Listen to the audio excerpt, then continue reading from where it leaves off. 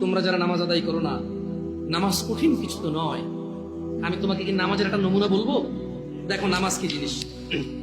আল্লাহু আকবার বললে, তুমি সানা পড়লে, আউযু বিল্লাহ পড়লে, বিসমিল্লাহ পড়লে, আলহামদুলিল্লাহি রাব্বিল আলামিন মানে সূরা ফাতিহা পড়লে, সঙ্গে যে কোনো একটা সূরা হইলেই হলো, সঙ্গে যে কোনো সূরার বড় একটা আয়াত হইলে হইলো, অথবা ছোট ছোট তিনটা আয়াত হলে চলবে। আমি কি তোমাকে ছোট তিনটা আয়াত পড়ে শোনাবো?